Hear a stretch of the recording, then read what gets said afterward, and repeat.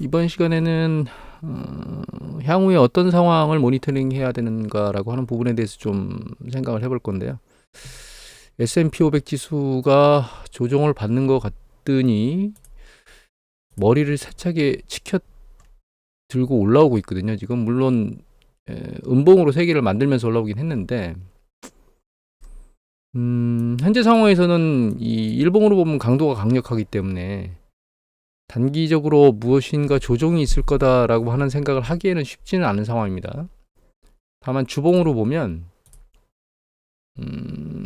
이거 같은 경우에는 방향성을 의미하는 ADX인데 이게 연두색이 상승 방향을 의미하는 거거든요. 근데 상승 방향이 하강 방향이 빨간 것보다 위에 있긴 하지만 추세는 상승 방향은 올라가고 있지만 강도는 강화를 못하고 있어요. 검은색이 강도라고 생각하시면 되거든요. 검은색이 내려오고 있잖아요. 연두색이 빨간색 위에서 노는 건 좋은데 검은색은 내려오고 있다는 얘기는 상승 강도가 상승하고 있지만 그렇게 강하게 움직이지는 않고 있다는 뜻입니다. 그 다음에 주가는 살짝 올라가고 있는데 여기 보면 MACD는 내려오고 있고요. 추세적으로 지금 밑에서 놀고 있죠. 그 다음에 요거는 이게 50일 이동 평균선에서부터 얼마나 벌어졌느냐를 보여주는 건데 주가 추세는 이렇게 해서 추세적으로는 이렇게 올라오는 것 같은데 이 라인을 지나고 나서 추세는 더 올라가고 있지만 얘는 아랫방향으로 살짝 내려가는 거 아니야? 그러니까 이렇게 다이버전스가 주가하고 요 지표 두 개가 발생하고 강도는 그렇게 세지는 패턴을 보이고 있지는 않아서 추세적으로 이게 강력하게 계속 밀고 올라갈지에 대해서는 사실 좀 물음표입니다. 또 다른 걸 보면 이것도 역시 주봉인데 요게 MFI라 그래서 거래량하고 가격하고 같이 혼합된 데이터거든요. 그래서 얘가 주가가 올라갈 때 얘도 역시 윗방향으로 올라가 주면서 같은 방향으로 움직여 주면 긍정적인 시그널인데 이 주가는 올라가고 있지만 얘는 지금 오르지 못하고 있거든요. 이거는 가격은 올라가고 있는데 시장에서 거래가 오르는 방향으로 배팅하는 건 아니지 않나라는 생각을 좀 해야 되는 상황이라는 뜻입니다. 또 한 가지는 일단 강한 걸 말씀드리면 요게 이제 일목균형표라 그래서 이 일목균형표의 이 후행 스팬이 이 아래로 붙는 상황이 발생해야 여기 보시면 이제 붙죠. 이렇게 주가 라인으로 그래야만 이제 그 뒤에 시그널 이렇게 전조가 있을 수 있는 가능성이 높은데 얘는 아예 후행 스팬이 지금 떠 있는 상황이라 단기적으로 요거만 보면 일목균형표만 보면 얘가 내려올 강도는 아예 눈에 보이질 않는 상황입니다. 현재. 그런데 이거 이제 빅스 지수거든요. 보시면 빅스 지수가 올라가고 있죠. 떴다가 내려왔는데 떴다가 다시 내려오는데 중요한 건 주가는 올라가고 있지만 이 바닥은 올라가고 있잖아요. 여기도 보시면 자 쭉 주가가 올라가는데 빅스 지수가 이렇게 움직이긴 하지만 여기서부터 주가는 올라갔지만 바닥이 올라가죠. 좀 더 깊을 때 여기는 너무나 빨리 빠졌기 때문에 여기는 판단하기가 좀 쉽지가 않고 과거에 글로벌 금융위기 때 터질 때 보면 좀 더 길게 여기 보시면 주가는 쭉 올라가고 있죠. 그죠? 그런데 빅스 지수가 밑에서 놀다가 쭉 내려와서 밑에서 바닥을 놀다가 점점점 밑이 들리죠. 그러면서 붕괴되죠, 추세가. 그래서 지금 빅스 지수의 트렌드를 보면 얘가 계속 밀고 올라갈지에 대한 물음표를 지금 찍고 있는 거예요. 근데 이거 주봉이기 때문에 단기적으로 뭔가 붕괴될 것이다. 이걸 얘기하는 건 아닙니다, 여러분들한테. 다만 추세적으로 강력하게 쭉 밀고 올라갈 수 있는 지금 상황을 보이는 거야. 그러니까 새로운 추세를 만드는 걸 보이는 거야라고 하는 관점에서는 다른 기술적 지표들을 종합해 보면 그렇게 신뢰하기는 좀 그렇지 않은가라고 하는 물음표를 던지기에는 합니다. 다만 이게 단기적인 상황에서 뭐 빠르게 밑으로 빠진다거나 이런 상황을 보여주고 있지는 않아요. 그래서 향후 주가 판단이 상당히 쉽지가 않은 상황입니다. 지난번에 뭐 엔비디아나 뭐 몇 가지 때문에 급락했던 이런 상황을 보였을 때는 심리가 상당히 안 좋더라. 지금 일봉으로 바꿨습니다. 차트가 좀 바뀌었을 거예요. 밀릴 때는 상대적으로 이제는 투자 심리가 좀 약해진 거 아니야? 라는 생각을 하게 만들었는데 최근 또 강력하게 움직이는 걸 보면 야 이거 그것도 아닌가 보네 이렇게 생각하게 또 만드는, 물론 주가가 정점에 있기 때문에 그러니까 상당히 오랜 기간 올라왔던 상황이기 때문에 쉽사리 그 강도가 깨지지는 않는 게 맞긴 하지만 그럼에도 불구하고 사람을 이제 머리 아프게 만드는 그런 상황입니다. 그래서 모니터링은 좀 해봐야 될 것 같아요. 오르긴 했지만 음봉으로 3개를 올랐기 때문에 좀 상황을 좀 봐야 될 것 같습니다. 그냥 주가 기술적 분석은 이 정도만 하고요. 일단은 최근 뉴스에 이 신규 실업수당 청구 건수가 내려오는 것 때문에 경제가 연착륙이나 혹은 노랜딩 얘기들이 또 제롬 파울하고 제닛 옐런 재무장관이 했던가요? 그런데 이거는 우리가 생각해 봐야 돼요. 이게 신규 실업수당 청구 건수잖아요. 아직 실업률은 지금 올라가는 추세를 나오고 있고 아직 이번 달 발표는 안 나왔는데 지난달 실업률치는 이 실업률이라고 하는 건 아니 신규 실업수당 청구 건수는 결과적으로 해고된 사람에 의해서 나오는 거잖아요. 근데 우리가 이 데이터는 한번 봐야 됩니다. 자, 이게 뭐냐면 이게 전체 고용 숫자입니다. 파란 게. 그다음에 여기 있는 빨간 게 해고된 거, 고용된 거고요. 이 연두색이 해고된 거거든요. 그런데 여기 보시면 전체 고용 숫자가 꺾이잖아요. 정점을 치고. 그러면서 이제 경기가 수축하죠. 여기도 마찬가지입니다. 꺾이잖아요. 그런데 이게 꺾이는 거는 여기 보시면 빨간 고용이 이 연두색의 해고를 치고 내려오면서 전환되는 거거든요. 신규 실업수당 청구 건수는 여기 세퍼레이션에 해당하는 거예요. 해고에. 그런데 중요한 거는 이 해고가 아니고 고용이라는 거예요. 해고가 상대적으로 덜 이전보다 일어나도 고용이 되는 게 그 해고 숫자를 뛰어넘지 못하면 고용 시장은 정점을 치고 붕괴되고 그러면 그게 이제 정점 시그널, 그러니까 경기가 수축 국면으로 진입하는 초입 국면이라는 거죠.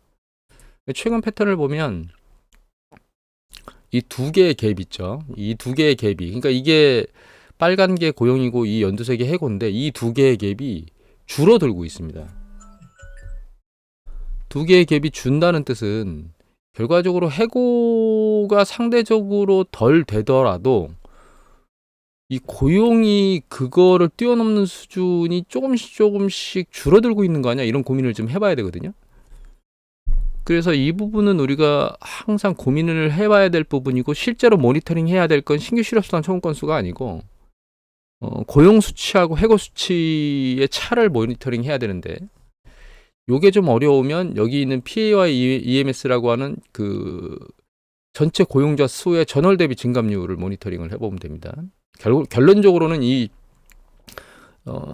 전월 대비 증감률 요 차가 결과적으로 요 두 개의 차기 때문에 그래서 아직 상황이 어떻게 될지 모르겠는데 연준이 기준금리를 내린 것이 과연 고용지표를 흔들 수 있을 만한 능력을 가지고 있는가라고 하는 부분도 사실 물음표 중에 하나예요. 그 관점에서 우리가 기사를 좀 하나 보면 이거 동아일보 기사입니다.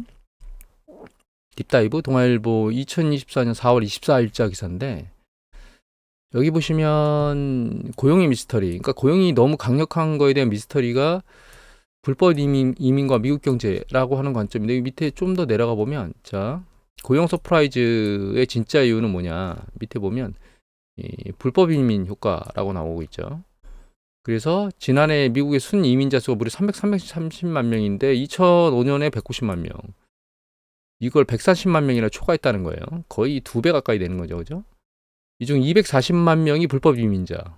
그리고 이런 불법 이민자가 신규 고용자가 늘어나는 것들을 만들고 있다는 거예요. 그러니까 고용 지표를 좋게 만든다는 거죠. 그리고 여기 밑에 보면은 그게 이제 소비 호황에도 한몫을 하고 있다 이런 뜻입니다. 그러니까 저임금 불루 노동자로 이 불법 이민자들이 들어와서 고용 지표를 늘린다는 뜻입니다. 불법 이민자는 당장 뭐가 아무것도 없잖아요. 당장 먹고 살아야 되니까 일단은 저임금이라도 이 블루칼라 노동자로 채용이 되고 이 사람이 채용된 돈은 결과적으로 자기가 소비하는 지출로 모두 다 나가겠죠. 그런 패턴을 움직이고 있다는 뜻입니다. 그래서 사실은 대선에서 이거는 성로 펌? 예, 이거 미국 펌 같은데 여기 성동호 변호사 분께서 쓰신 것 같아요. 그래서 여기 보시면 이제 트럼프 이민 정책하고 카말라 해리스 이민 정책에 대한 관련된 거를 좀 나눠놨는데, 뭐 트럼프는 말할 필요가 없죠. 다 추방한다 막 이런 얘기를 하고 있으니까.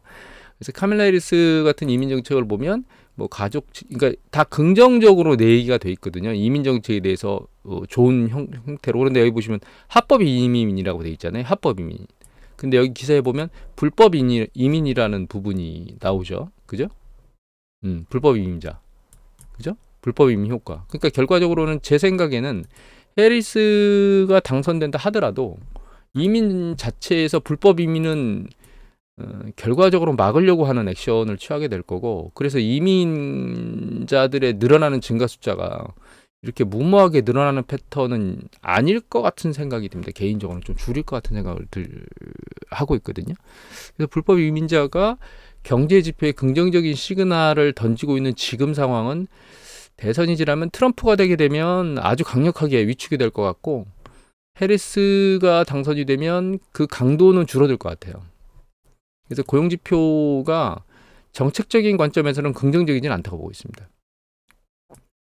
그리고 연준이 과연 고용지표를 금리를 내리는 걸로 해결할 수 있느냐. 그러니까 향후에 봐야 될 지표가 고용지표가 상당히 중요해요. 여기 보면 이게 이제 90년대 중반에 기준금리를 한번 내렸던 때가 있습니다. 그리고 2번 또 내렸죠. 그리고 재차 또 그 뒤에 몇 년 뒤에 내린 적이 있는데, 이때 이제 이게 실업률입니다. 쭉 내려오다가 잠깐 멈췄어요.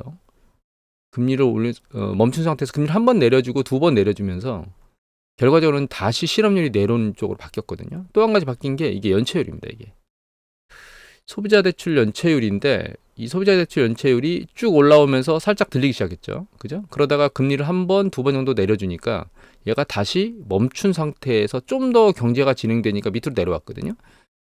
이게 짧은 기간이 아닙니다. 이게 95년도부터 여기 97년도 한 2년 정도 지나고 나서 연체율이 올라가던 게 멈췄고, 그 뒤에 이제 그로부터 2년 더 지나고 나서 내려왔기 때문에 이 기간은 긴 기간이에요. 짧은 기간이 아닙니다. 지금 상황은 어떻게 움직이고 있느냐. 연체율, 이게 이제 전체 노동자 수고요. 이 실업률인데, 실업률은 이제 조금씩 올라가기 시작했죠. 그 다음에 이게 연체율인데, 매일 연체율은 지금 살짝 4월까지는 지금 들려 올라온 상태예요. 2분기까지는. 잘 안 보이는 게 좀 당길까요? 이렇게. 예, 좀 들려 올라오고 있습니다. 기준금리는 아직 안 내린 걸로 보이는데, 이거는 이제 이 지표상 월간 단위로 보여주는 기준금리를 노이즈가 너무 많아서 다른 것들은 했기 때문에 그렇습니다. 그래서 기준금리를 내려주는 것이 과연 이 고용 측면과 가계 연체 측면에 어떻게 영향을 미칠 것인가라고 하는 부분을 모니터링하는 게 가장 중요한 현재 화두라고 생각을 하셔야 될 것 같아요.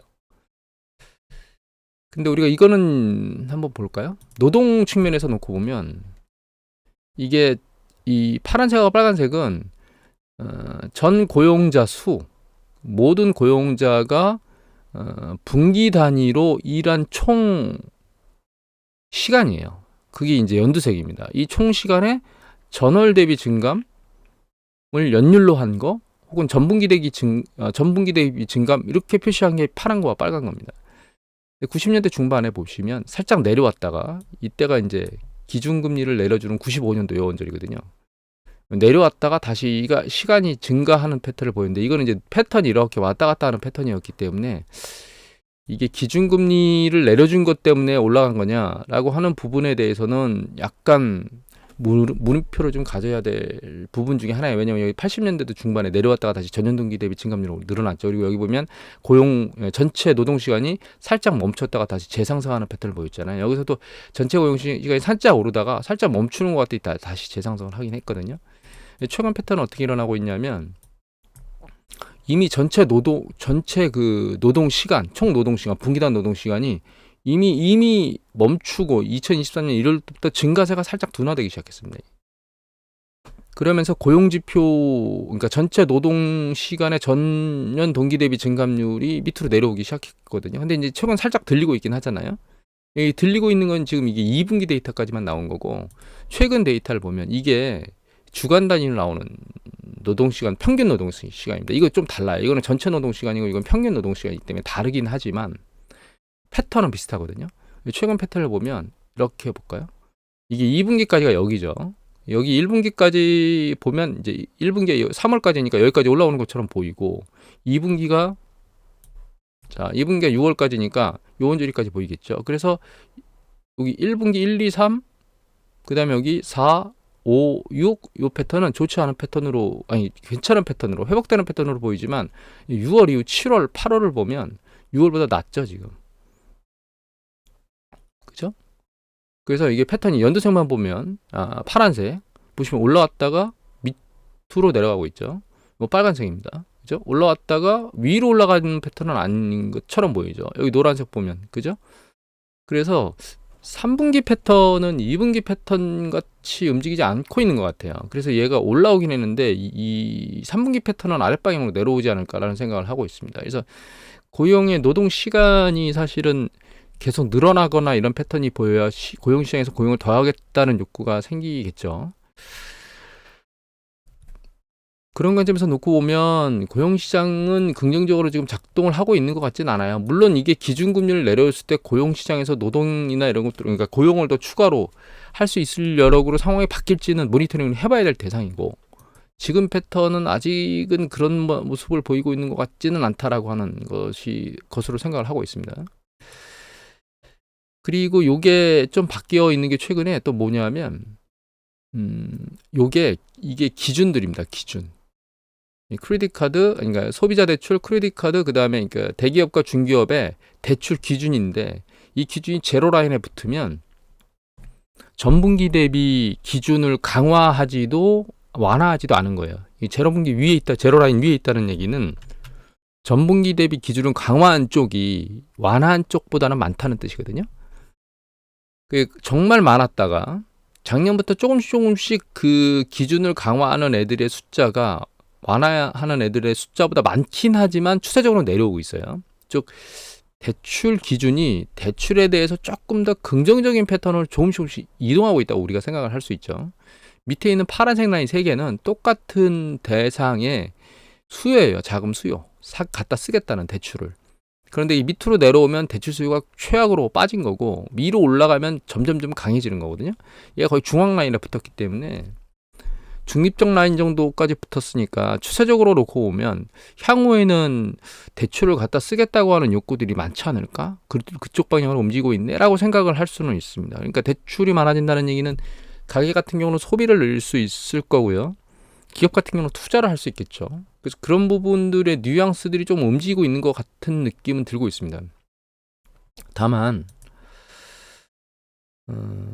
한 가지 더 볼까요? 그리고 이게 연체율입니다. 빨간 거는 소비자 대출 연체율이고요. 고동색, 그 다음에 이 빨간색이 그 크레딧 카드 연체율이거든요.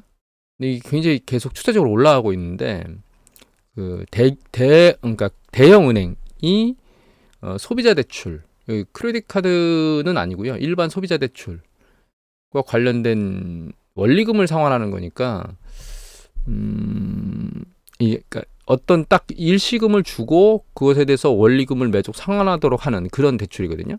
그런 것들에 대해서 대출을 하겠다는 의지는 약화됐다가 위쪽으로 올라가서 약간 강세가 올라가는 쪽으로 보면 소비자 대출도 일정 부분은 카드 대출이나 이런 건 아니지만 일정 부분은 살아나고 있는 거 아니야? 라고 하는 부분도 보이긴 합니다. 이건 긍정적인 부분이에요. 그런데 이게 뭐 점선은 실질 GDP 성장률이고요. 이게 그러니까 상업은행이 대출하는 모든 것, 요게 소비자 신용 대출인데 요거는 짧죠. 데이터가 분기당 나오기 때문에 얘가 상업은행이 그 소비자들한테 대출하는, 이건 모기지 대출은 빠진 겁니다. 소비자들한테 대출하는 가계의 대출 금액의 전년 동기 대비 증감률이거든요. 그런데 얘가 최근 이렇게 보면 바닥으로 쭉 줄었다가 살짝 살아나는 것 같다가 최근 들어서 가시 아래로 급락하고 있거든요. 그러니까 이 앞에서 봤던 소비자들한테 좀 대출을 하려고 하는 뉘앙스나 이런 것들이 괜찮아지는 거 아니야? 가계에 그런 뉘앙스가 보인 게 있긴 한데 그게 실제로 가계에서 갔다가 대출을 쓰는 강도는 그렇게 높지 않은 것처럼 보입니다. 파란 거는 근데 살짝 들려 올라가고 있죠. 이거 반대 방향으로. 이 기업 대출까지 포함되어 있고 모기지까지 다 포함된 것들이기 때문에 그런 요건을 여기 포함한 거라 이거는 약간 다르게 움직일 수 있습니다. 근데 이제 소비자 대출을 중심으로 보는 이유는 미국의 가계 소비가 GDP 70%를 차지하기 때문에 그렇게 보고 있는 거죠. 근데 이렇게 움직이는 이유는 제 생각에는 여기에 있다고 보거든요. 이게 이제 기준금리의 움직임하고 이게 프라임 레이트입니다. 은행의 이 프라임 레이트의 움직임은 기준금리 움직임하고 똑같거든요. 그런데 이 프라임 레이트 과거에 보면 이 프라임 레이트 굉장히 많이 내려와도 실제로 이 연두색이 60개월 자동차 리스, 오토리스 금리고요. 여기 있는 파란색이 요게 24개월 신용대출이에요. 가계 신용대출 금리. 요게 카드 대출 금리거든요. 검은 게. 근데 이 기준금리가 내려와도 실제로 이 기준금리까지, 그러니까 기준금리가 내려오는 것 때문에 프라임 레이트이 내려와도 이 가계대출과 관련된 것들이 내려오는 데는 시간이 한참 걸린다는 거예요. 그리고 여기서 지금 기준금리를 내려서 프라임 레이트이 내려왔다 치더라도 실제로 요 가계대출의 금리가 굉장히 빠른 속도로 향후에도 밀려 내려올 것이냐라고 하는 부분에 대해서는 저는 개인적으로는 물음표입니다. 그런 패턴을 보인 적이 없어요, 과거에. 그리고 24개월 신용대출의 금리가 상당히 높은 수준이잖아요. 그리고 높은 정도가 굉장히 높은 거예요. 그래서 아까 연체율을 과연 내릴 수 있을까라고 하는 부분에 대해서 좀 물음표인 게 이게 24개월 대출이거든요. 95년도에 보면 24개월 대출이 요 박스 안에서 그러니까 12%에서 15% 한 1, 2% 정도 올랐나요? 그거를 금리 내려주면서 이거 내렸죠. 쭉 내려주면서 살짝 내려서 살짝 한 1% 정도 내려왔을까요? 근데 이 사람들 이때의 사람들은 이미 높은 고금리에 그 적응을 한 사람의 움직임에 있었던 거고 지금은 9%대에 있던 금리가 갑자기 위로 올라가면서 3% 정도를 상위에서 올라갔잖아요. 이 신용카드는 더 많이 올라갔거든요. 지금 이거하고 과거하고 패턴을 놓고 보면.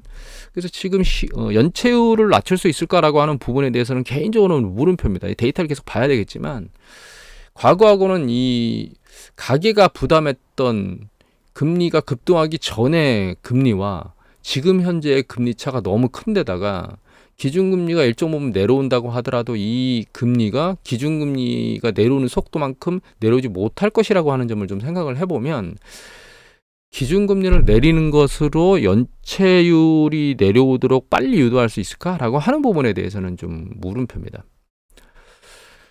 정리를 하면 연준이 기준금리를 내려주는 것이 모든 것을 해결할 수 있을까라고 하는 부분에 대해서 우리가 고민을 좀 해봐야 되는데 가장 우리가 중요하게 모니터링 해야 될 건 딱 두 가지일 겁니다. 하나는 연체율이고 가계 연체율이고 두 번째는 이제 고용지표 두 가지가 추세적으로 계속 모니터링을 해야 될 대상이고요.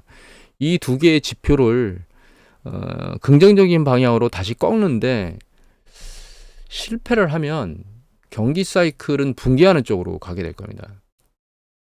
그래서 여러 가지 경제 지표들을 말을 하지만 우리는 중심적으로 봐야 될 데이터가 고용 지표에 대한 데이터. 근데 고용 지표를 그냥 신규 실업수당 청구 건수를 보는 것보다는 해고되는 숫자가 실업이 양산되는 숫자하고의 갭이 점점점 줄어드는가, 즉 전체 고용 매월 신규로 고용되는 숫자가 주는가에 대한 모니터링을 훨씬 집중적으로 해야 될 것 같고, 그거를 하는 방법은 PAY-EMS라고 하는